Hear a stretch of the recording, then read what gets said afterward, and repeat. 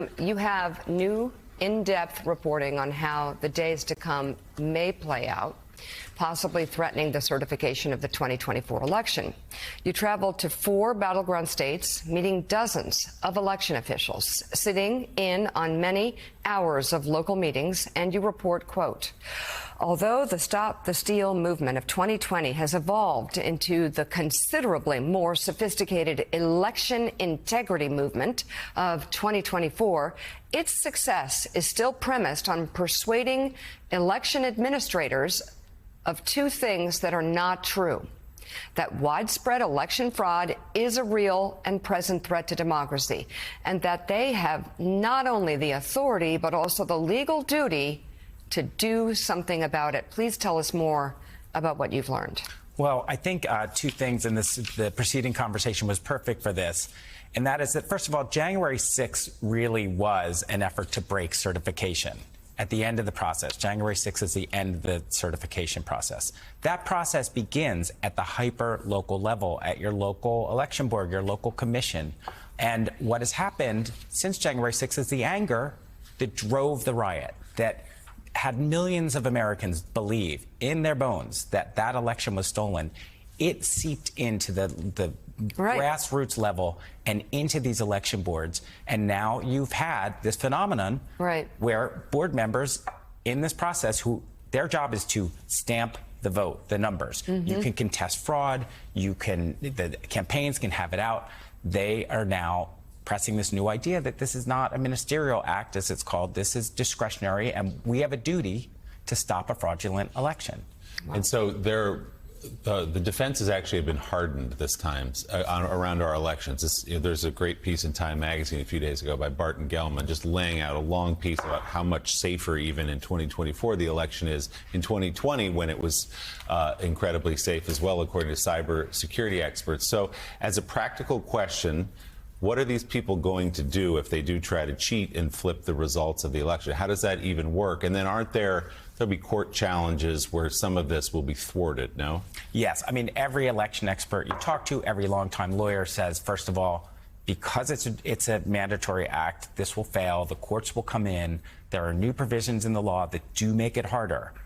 That said, there's a path that could inspire people to try this, as they've been trying to. And that path is that there's a new hard deadline in December by which states must get their votes in. There used to be a softer thing called safe harbor. Now it's a hard deadline. The law does not say what happens if you miss that deadline. Now, again, there are processes that are new to fast track it through the courts, but you need people to agree to do their legal duty. So the fears are, what if you miss the deadline? People don't do their legal duty. Now you start bumping into Electoral College deadline. Then you start bumping toward January 6th. It comes to Congress. Now what do we have? Talk a little bit about the psychology of the people that you interviewed, these people who are responsible for the count in some of these states. Are they doing this because they want to do everything they can to get Donald Trump into office, even if they understand that it's not necessarily the most legal thing to do? Or do they genuinely believe that they have some kind of a duty to be doing this? Because I guess if you genuinely believe there's fraud at play, any of us would fight to get the election result that we thought was the justified one? It's a great question, and I have to say that the people I was speaking to sincerely believed this. It didn't feel cynical to me. It felt deeply held.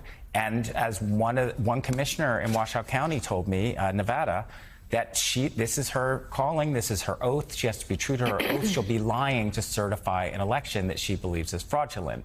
Again, even though in the Nevada law, fraud can be dealt with, that's not her job under the law, but she really feels strongly, and I didn't find that to be a partisan ploy.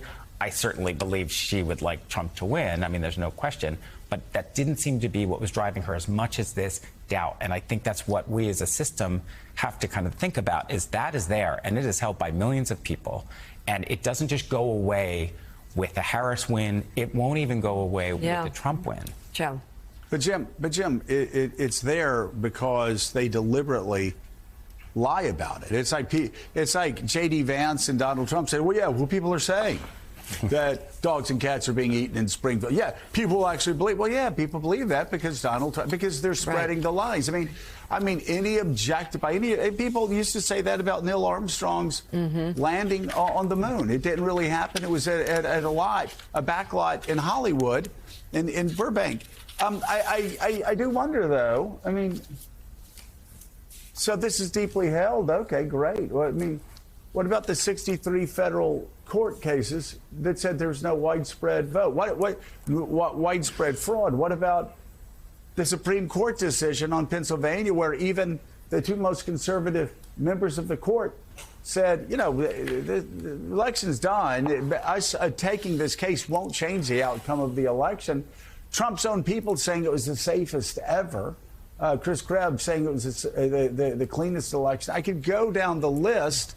But yeah, so they think this, and I'm sorry, let me just say, so what?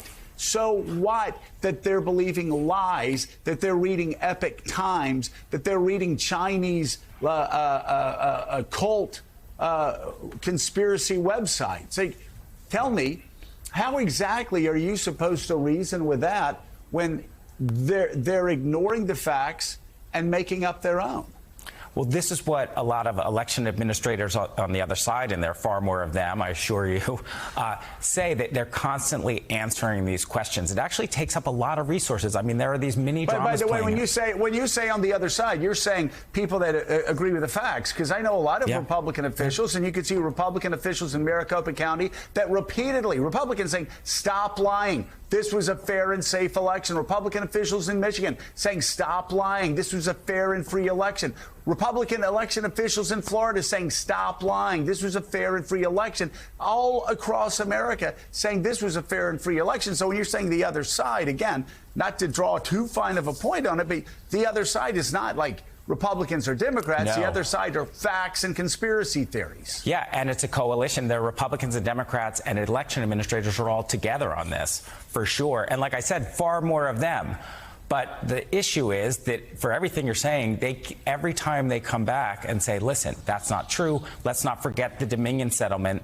Fox News had to pay Dominion more than $700, almost $800 million to settle a defamation claim about Dominion machines. But that is still coming up in commission meetings all over America. So for everything you're saying, which is true, it still is driving action, and that action has been taking place over 4 years in preparation for, dare I say it, the next few weeks when we're going to see whether this does indeed play out and whether the courts kick in. It parallels with Kamala Harris's description of Trump last night, consumed by hate and grievance and retribution. He's also surrounded by many tiers of people who are consumed by the same thing. Bob, final word to you. I know you had a lot to say this morning, especially about Donald Trump's instincts. You are someone who has covered him for such a long time. Yes, many books, much reporting. I think what's the average voter to do? Look at performance. Take the year 2000, the last year he was president. I did 9 hours of interviews with him. This was the year of the coronavirus, and it's all on tape. It's all available. And what did Donald Trump do? He covered up. He lied to the American people. He got a warning when there was one coronavirus case in this country, being told by experts saying 650,000 people are going to die of this. He kept saying, I was interviewing him, I said, what are you doing? What's the plan? And he said, oh, don't worry, it's going to go away, just like he was with the, I mean, just one phone call, if I can tell you exactly what happened. This is July 20th, 2020. I called him and I said, what are you doing, Mr. President, about the virus? Right. 140,000 people have died already, more. He's still saying it's going to go away. So, as for months, I'd been asking him, what's the plan? What are you going to do? Don't worry, it's going to go away. Mr. President, what's the plan? Right out of his own mouth, he said, oh, don't worry, I'll have a plan in 106 days. I thought, what the hell? Usually he oh, says that's 2 the weeks. election day. So it's like you're sitting there and the house is on fire. Somebody says, let's call 911 or the fire department. And And he what says- does Trump do? Say, oh, let's wait 106 days. Look at this. I describe it as his performance as a moral felony. Unambiguously so out of his own mouth and action. Joe, jump in. Yeah. So Bob, final question for you. Yes. You've written several books on Donald Trump. You've deeply reported on Donald Trump inside Trump Tower, inside the White House when he was president, and you've reported as deeply on him as anybody. And so, if you could answer this question for voters. When he says that he's going to use the military and the National Guard to arrest his political opponents, when he says he's going to arrest Nancy Pelosi and Adam Schiff, when he calls them enemies from within, when he says he's going to shut down CBS and go after Comcast for treason, and shutting down CBS because he doesn't like the editing of interviews, does he mean that? Would you say take him at his word? Well, you never can get in the mind of Donald Trump. To a certain extent, I say thank God, because his interest is only himself. He has no idea of what the responsibility to the people is. That's the job of the president.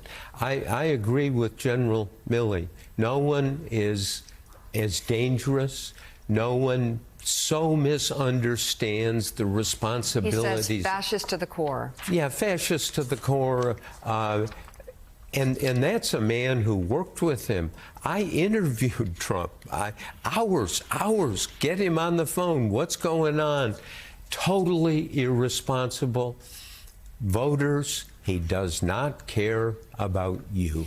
Author and associate editor at the Washington Post, Bob Woodward. Thank you very much. His #1 New York Times best-selling book, War, is on sale now. Writer-at-large Jim Rutenberg, thank you as well. Jim's new piece is online right now for the New York Times. It is, if you want to understand what's going on here and what the perils are, that's the piece to read.